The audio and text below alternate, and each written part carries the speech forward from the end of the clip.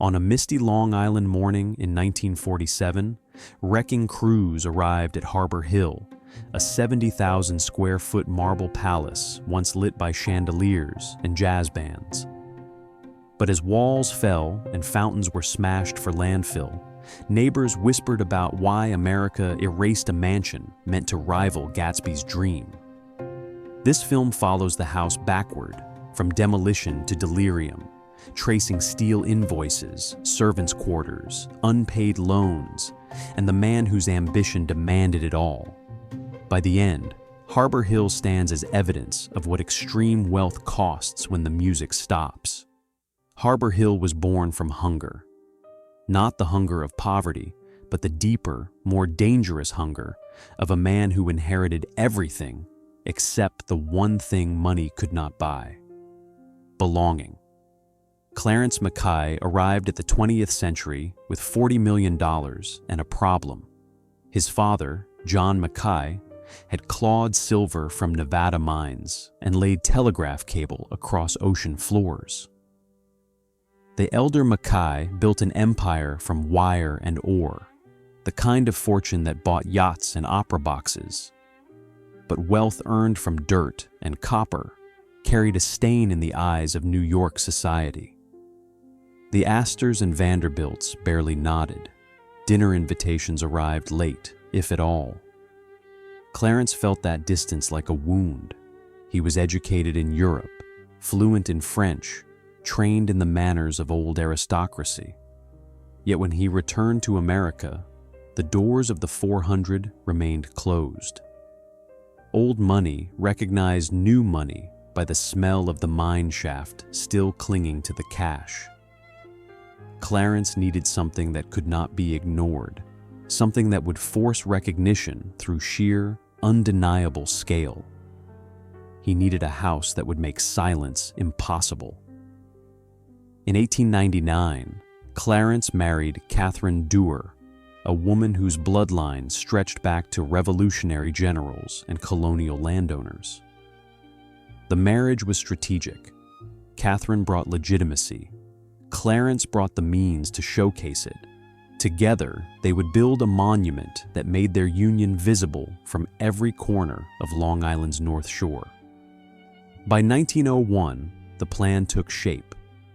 Clarence purchased 216 acres on the highest point in Roslyn, a windswept hill overlooking Hempstead Harbor and Long Island Sound beyond.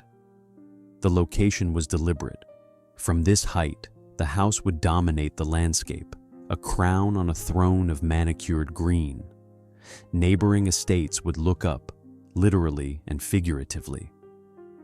He hired Stanford White, the most famous architect in America, to design a palace that would silence every doubt about the Mackay name. White understood the assignment. He sketched a French Renaissance chateau, inspired by the grandeur of European nobility, but scaled for American ambition. The house would rise 4 stories above terraced gardens, its walls built from imported stone shipped across the Atlantic. Every room would proclaim permanence. Every detail would demand awe. Construction began in 1902. The hill was reshaped first. Thousands of tons of earth were moved to create perfectly level terraces that descended like stairs toward the harbor below. Italian stonemasons carved balustrades. French craftsmen installed wrought iron gates tall enough to dwarf horses and carriages. The foundation alone required months of labor. Concrete poured deep into bedrock, so the weight of marble and ambition would never crack or settle. Then the house itself began to rise. 70,000 square feet of living space spread across wings and corridors designed to feel endless. The entrance hall stretched 2 stories high, its ceiling painted with clouds and cherubs in the European style. A grand staircase curved upward, each step cut from a single piece of marble. The ballroom could hold 200 guests beneath crystal chandeliers imported from Paris. The library was paneled in mahogany. The music room featured gilded molding and silk wallpaper. Every bedroom had its own fireplace. Every bathroom had imported tile. Harbor Hill devoured materials the way a furnace devours coal. Trainloads of stone arrived weekly. Marble from Italy, limestone from France, oak and mahogany from distant forests.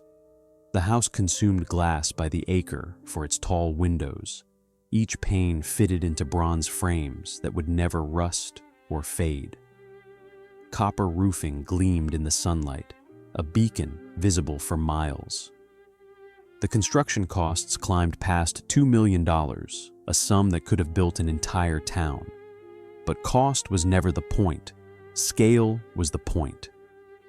By 1907, the interiors were complete. Rooms filled with furniture chosen for grandeur rather than comfort. Tapestries hung on walls, Persian rugs softened marble floors, oil paintings in gilded frames lined the corridors, portraits of ancestors Catherine claimed, and landscapes that suggested European refinement. The house was a stage set, designed to overwhelm before a single word was spoken. Outside, the grounds became a second masterpiece.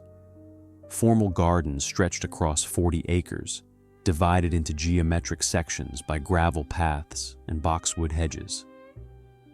A rose garden bloomed in carefully controlled riots of color. A reflecting pool mirrored the sky. Fountains imported from Italian estates shot water 20 feet into the air, their constant spray fed by pumps hidden beneath the ground.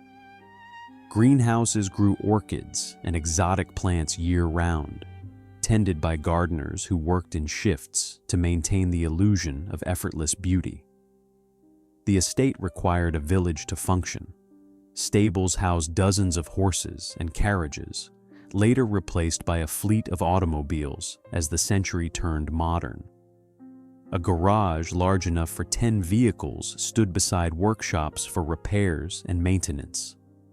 Separate cottages housed the estate manager, the head gardener, and the chief engineer who oversaw the mechanical systems that kept Harbor Hill alive. Water towers, electrical generators, coal furnaces, laundry facilities, cold storage, and kitchens large enough to serve a hotel, all hidden from view, but essential to the fantasy. Harbor Hill was not a home. It was a machine designed to produce awe. And for a decade, it worked perfectly. The Mackays hosted parties that became legend. Guests arrived by train, met at the station by automobiles that whisked them up the long drive toward the glowing facade. They entered through doors tall enough for giants, greeted by liveried servants who took coats and hats without a word. Dinner was served on china painted with the Mackay crest, each course announced by a footman. After dinner, the ballroom filled with music. Orchestras played Strauss waltzes while champagne flowed and couples spun beneath chandeliers that turned night into artificial day. Invitations to Harbor Hill became currency. To be invited meant you mattered. To be excluded meant you did not. Clarence finally forced the recognition he craved. The mansion became synonymous with arrival, the physical proof that new money could build something old money could only envy. Newspapers described the parties in breathless detail. Photographers captured the house from every angle, its image reproduced in magazines as the definition of American success. Harbor Hill stood at the peak of its power in 1916, a palace that seemed invincible, permanent, eternal. But even then, the house was hungry. It demanded constant feeding. Money poured in and disappeared just as quickly, consumed by the machinery that kept the fantasy alive. Clarence paid the bills without hesitation, believing the spectacle was worth any price. He did not yet understand that some appetites can never be satisfied. Every morning, Harbor Hill woke before its owners. The house stirred in darkness, brought to life by invisible hands.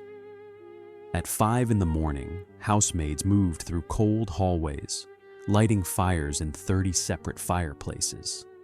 Coal furnaces roared in the basement, feeding heat through iron radiators that hissed and clanked as steam pushed through miles of pipe. The house breathed smoke. It exhaled warmth. It consumed fuel the way lungs consume air, constantly, without rest. By 6, the kitchen staff arrived to prepare breakfast for a household that might include family, guests, and visiting dignitaries. 3 cooks worked under a French chef who commanded the space like a general.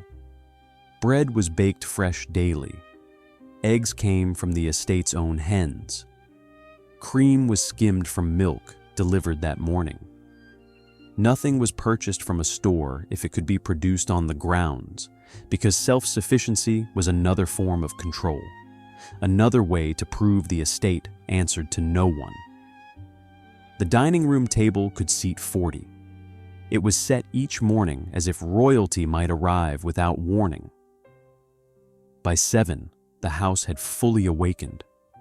Maids dusted furniture in rooms no one would enter that day. They polished silver that would sit untouched in cabinets. They swept floors already clean, because cleanliness was not the goal. Perfection was the goal. The house tolerated no wear, no fading, no evidence that time passed within its walls. Every surface had to gleam as if new, every day, forever. Harbor Hill required a staff of 127 people to maintain the illusion of effortless grandeur. Housemaids worked 12-hour days, 6 days a week, for wages that barely covered their own modest rooms in the servants' quarters.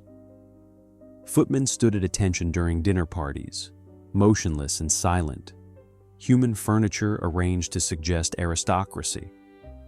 Laundresses scrubbed linens by hand in basement sinks, their fingers raw from lye soap. Seamstresses repaired drapes and upholstery, torn by sunlight or careless guests.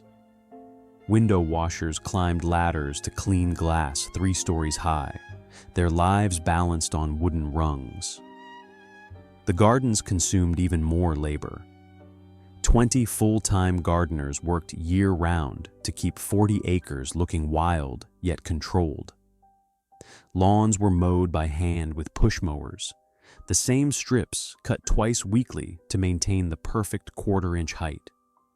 Hedges were trimmed with shears, each cut measured by eye and experience. Flower beds were replanted seasonally. Tulips gave way to roses.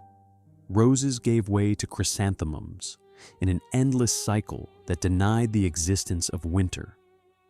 Dead leaves were raked and removed before they could spoil the illusion of permanent spring. The fountains never stopped running, even in winter. Pumps worked around the clock to move water from underground wells through copper pipes that froze and burst in January cold. Repairs were constant. Replacement parts cost fortunes. But silence would admit defeat, so the fountains ran, their spray freezing into sculptural ice that had to be chipped away each morning by men with hammers and numb hands. Inside, the mechanical systems demanded their own small army. Engineers monitored the electrical generators that powered the lights, the elevators, the kitchen appliances. When bulbs burned out in the chandeliers, it took 2 men and a scaffold to replace them.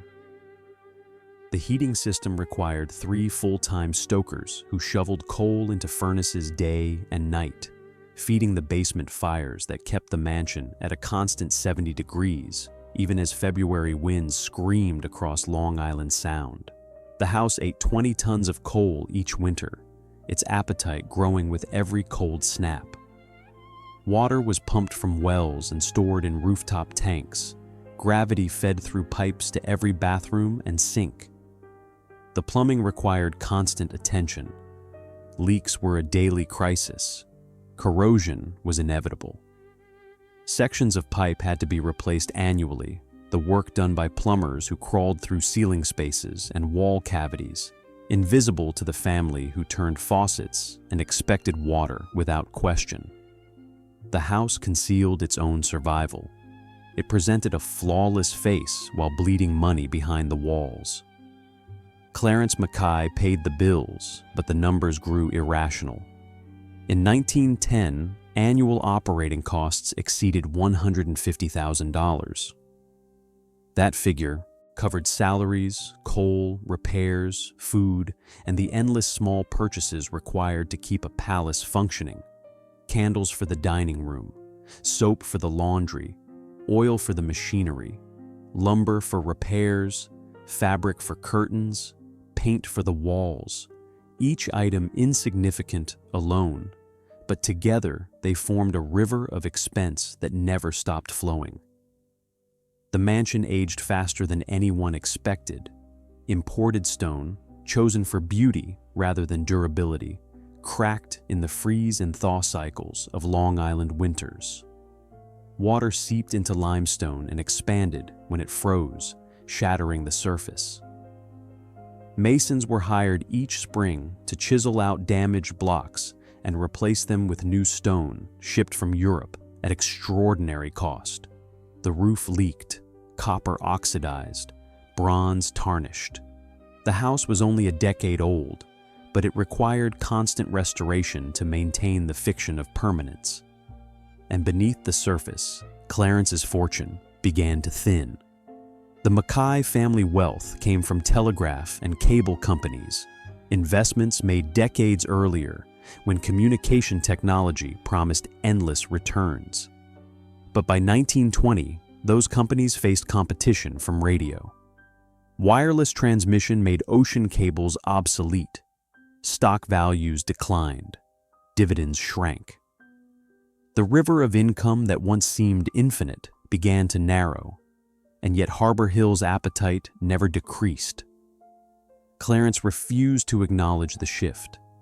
He continued hosting parties as lavish as ever. He continued buying art.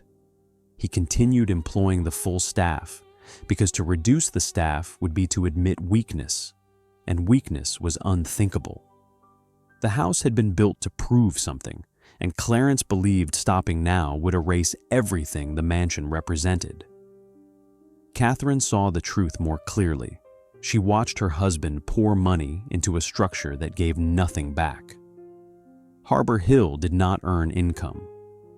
It did not appreciate in value beyond the original construction cost. It simply existed, demanding tribute, consuming resources, indifferent to the family's growing financial strain. The house was a mouth that never closed. By 1926, Harbor Hill stood at its most beautiful and most vulnerable.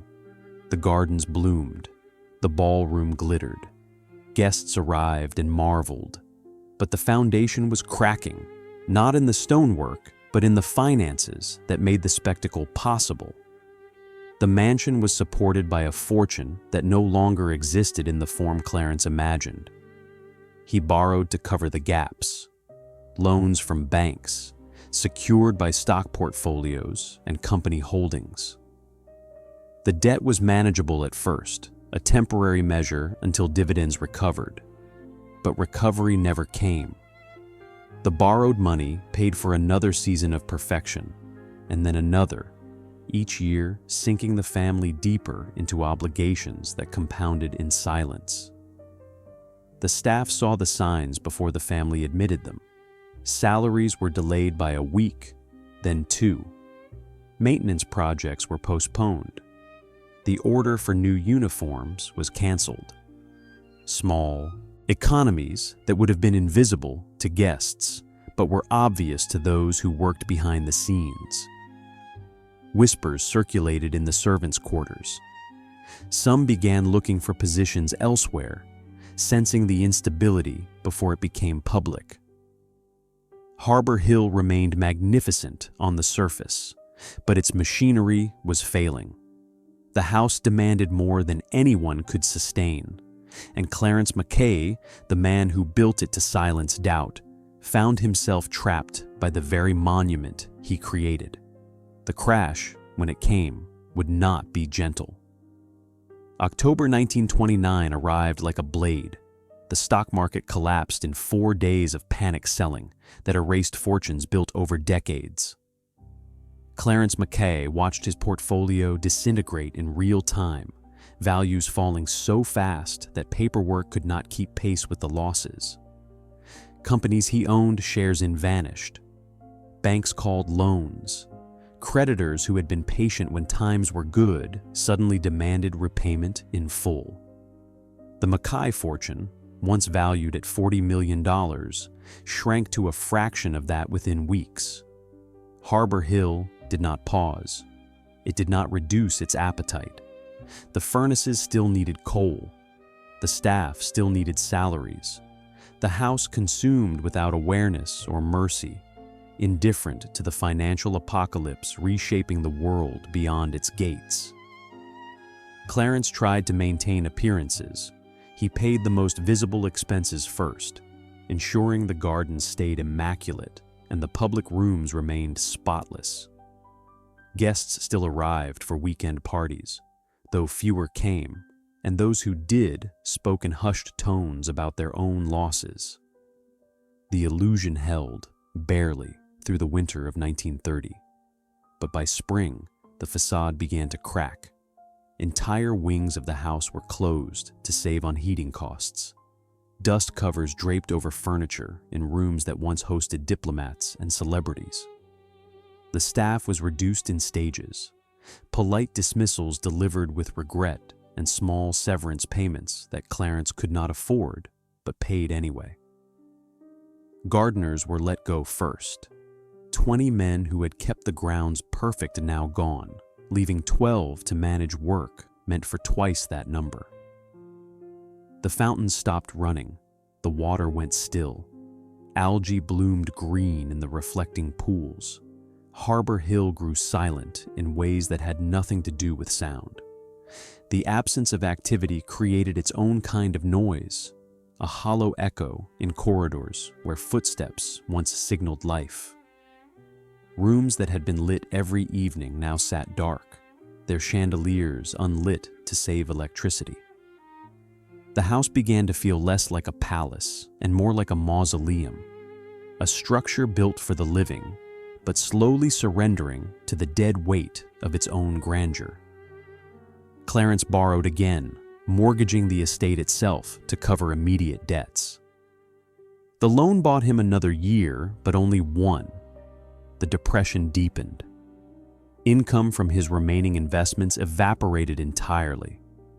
There was no recovery on the horizon, no windfall that could reverse the collapse. He was sustaining Harbor Hill on credit and denial, both finite resources. Catherine left in 1931. The marriage had been strained for years, but financial catastrophe made separation inevitable. She took their daughter and moved to Europe, where her family connections offered refuge that money could no longer buy. Clarence remained at Harbor Hill, alone except for the reduced staff, a man guarding a monument that had become his prison. He stopped hosting parties. The ballroom stood empty, its chandeliers dark, its floor unpolished. The dining room table that once seated 40 now held only Clarence, eating meals prepared by a single cook in a kitchen built for 5. The contrast was unbearable, but he could not leave. To leave would be to admit defeat, and Clarence had built Harbor Hill specifically to avoid that admission. By 1933, maintenance had ceased entirely. Leaks in the roof went unrepaired. Water stained the painted ceilings. Plaster cracked and fell in chunks. The heating system broke down during a February cold snap, and Clarence could not afford the repairs, so half the house froze. Pipes burst. Ice formed on interior walls. The structure itself began to suffer from neglect, the imported materials that had seemed so permanent now revealing their fragility. Creditors circled, lawsuits were filed. Banks moved to foreclose on the mortgages. Clarence fought every claim, hiring lawyers with money he no longer had, delaying the inevitable through legal maneuvers that cost more than they saved. He was defending Harbor Hill not because it made financial sense, but because surrendering the house would mean surrendering the only thing his fortune had produced that seemed to matter. In 1938, Clarence Mackay died at the age of 64. His death certificate listed heart failure, but those who knew him understood the truth. He had spent 2 decades watching his dream crumble, unable to stop the decay, unwilling to walk away. Harbor Hill had consumed him just as thoroughly as it had consumed his fortune. The estate passed to his daughter, who wanted nothing to do with it. She had watched the mansion destroy her parents' marriage and devour her father's final years. To her, Harbor Hill was not a palace, but a curse, a structure that demanded everything and gave nothing in return. She refused to live there. She refused to pay its debts. She wanted only to be free of it. The house was put up for sale in 1939.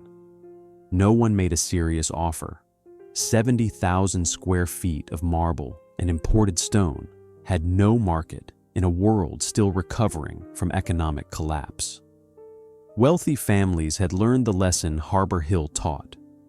Palaces were liabilities, not assets.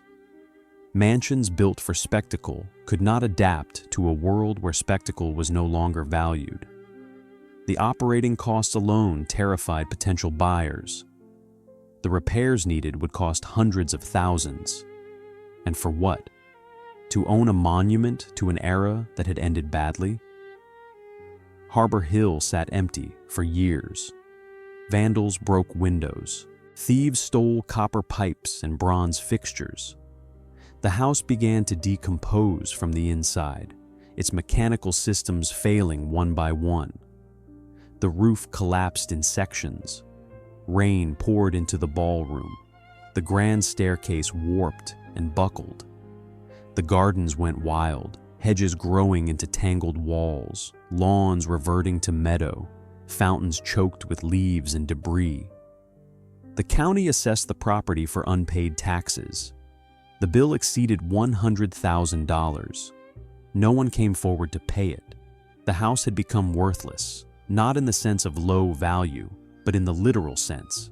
It had negative worth. Owning Harbor Hill meant inheriting debt, responsibility, and endless expense. In 1946, the estate was sold at auction for a fraction of its original cost. The buyer was not a family seeking a home, but a development company seeking land. The house itself was irrelevant. What mattered was the 216 acres beneath it, land that could be subdivided and sold to returning soldiers eager for modest homes in the suburbs. Harbor Hill's fate was sealed the moment the developer's bid was accepted. The mansion would have to be demolished to make room for the future, erased to clear space for a world that no longer believed in palaces. The wrecking crews arrived in early 1947. They came with sledgehammers and crowbars, tools designed for destruction rather than construction. The men walked through rooms that had once hosted presidents and opera stars, now empty except for broken plaster and water stains. They discussed logistics, where to start, how to bring down walls built to last centuries, whether anything inside was worth salvaging. Most of it was not. The marble had cracked. The wood had rotted. The fixtures had been stripped by thieves years earlier. What remained was structure, and structure was worthless when the goal was land. They started with the roof. Crowbars pried away copper sheeting, piece by piece, revealing wooden beams beneath. The beams were cut and pulled down, crashing through the floors below, opening the house to sky. Rain fell into the ballroom for the first time, soaking the warped parquet floor that had once gleamed under the feet of dancers. The walls came down next, not all at once but in sections, carefully controlled collapses that sent dust clouds billowing across the hilltop. Limestone blocks fell and shattered. Marble columns were toppled and broken for fill.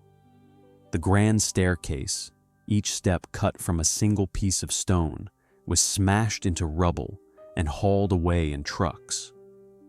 It took 8 months to erase Harbor Hill completely. 8 months to undo what had taken 5 years to build. The house fought back in small ways. Walls refused to fall cleanly. Stone was harder to break than expected. The foundation, poured so deep into bedrock, required dynamite to fracture, but in the end, the house lost. It always would. By autumn, nothing remained above ground. The hilltop was cleared, graded, divided into lots. Surveyors marked boundaries with wooden stakes and string. Roads were planned. Utilities were mapped. The 216 acres that had been a single estate were transformed into a grid, rationalized and subdivided for maximum profit. Houses began to rise where Harbor Hill had stood. Not palaces, but modest homes. 3 bedrooms and a single bathroom, affordable for middle-class families. Cape Cods and ranch styles, built from lumber and plaster rather than marble and bronze. They were practical, they were efficient. They required no staff to maintain and no fortune to heat. They were everything Harbor Hill was not. The families who moved in knew nothing of what had existed before. They planted small gardens. They mowed their own lawns. They drove their own cars and cooked their own meals. Their children played in yards where marble terraces had once stood. None of them missed the palace, because none of them had known it. Harbor Hill survived only in photographs and memory. Black and white images showed the mansion at its peak, the facade glowing in sunlight, the gardens perfectly maintained. But photographs could not convey scale. They flattened the house into 2 dimensions, reducing its presence to something that fit on a page. The weight of the place, the way it dominated the landscape, the sense of overwhelming ambition, all of that was lost. A few fragments endured. Sections of the stone balustrade were salvaged and installed at other estates, where they stand today, out of context, decorative remnants without meaning. Some of the wrought iron gates were purchased by collectors. A mantelpiece ended up in a museum. These pieces exist as curiosities, artifacts without the structure that gave them purpose. The land itself remembers nothing. Trees grow where the ballroom stood. A school occupies part of the original grounds. Streets curve through what were once formal gardens. The topography was altered so thoroughly that even the original hilltop is difficult to identify. Harbor Hill was not just demolished, it was erased, removed so completely that the landscape itself forgot. What remains is the lesson. Harbor Hill was built to prove something impossible, that wealth alone could create permanence, that grandeur built for spectacle could outlast the forces that made it possible. Clarence Mackay believed a house large enough, beautiful enough, expensive enough would secure his place among the elite, would silence doubt, would stand forever as proof of arrival. He was wrong. The house proved the opposite. Harbor Hill demonstrated that structures built only to impress are inherently fragile. They require constant feeding, constant expense, constant attention. They demand more than they give. They consume fortune, labor, and life in exchange for admiration that evaporates the moment the money stops. The mansion was not a home. It was a performance, and performances end when the audience leaves. The Jazz Age created Harbor Hill, dozens of estates like it, palaces born from industrial fortunes and sustained by an economy that seemed endless. But economies are never endless. Markets crash, fortunes evaporate, and when the music stops, the palaces become prisons, then ruins, then nothing. Clarence Mackay built Harbor Hill to escape the past, to prove that new money could rival old. Instead, he built a monument to excess without restraint, ambition without purpose, wealth without wisdom. The house devoured everything he had and left nothing but photographs and cautionary stories. The loss is not the mansion itself. Beautiful buildings are demolished every decade. What was lost was the belief that grandeur alone has value, that spectacle justifies expense, that building something larger than necessary makes it meaningful. Harbor Hill taught a generation that beauty built to impress strangers is not beauty at all. It is performance, hollow at the center, collapsing under its own weight the moment no one is watching. Today, Long Island's Gold Coast is quieter. The estates that remain have been converted into museums, schools, or conference centers. They survive not as private palaces, but as public spaces, useful rather than ornamental. The few that remain in private hands are maintained at enormous cost by people who understand they are preserving history, not lifestyle. Harbor Hill exists now only as a story, a warning told in business schools and architecture classes. It stands as evidence that what we build reveals what we value, and in this case, the value was hollow. Clarence Mackay wanted a house that could not be ignored. He succeeded, but he built a structure that could not survive, and in the end, that is what we remember. Not the chandeliers, or the marble, or the fountains, but the fact that it all disappeared, demolished, and forgotten, leaving only the bitter truth that greatness built for show cannot endure. The hilltop is quiet now. Children play where Clarence once stood. Families gather in homes built on ground that supported marble and ambition. They live modest lives, unaware of the ghost beneath them. And perhaps that is the final lesson. Harbor Hill could not survive because it served no one but its owner's vanity. The homes that replaced it survive because they were built for living, not for proving anything at all. Some structures are built to last. Some are built to fall. Harbor Hill was always the latter, magnificent and doomed from the moment ground was broken. It stands in memory not as a palace, but as a monument to the danger of confusing grandeur with meaning, spectacle with substance, scale with significance. The house devoured everything, and in the end, everything devoured it. Harbor Hill's story is not unique. Across Long Island's Gold Coast and beyond, dozens of estates followed the same arc, built for spectacle, sustained by fortunes that could not last, demolished when the world changed. Each house holds its own tragedy, its own lessons about what we build and why, which estate should be explored next, what other palace rose and fell during America's golden age, leaving behind only photographs and questions. Share your suggestions in the comments below. If this story revealed something you did not expect, if it made you think differently about wealth and legacy, press like. Subscribe for more histories of places that no longer exist but refuse to be forgotten. And leave a comment with the estate or mansion you believe deserves its own examination. Some stories survive only when we refuse to let them disappear. This is one of them.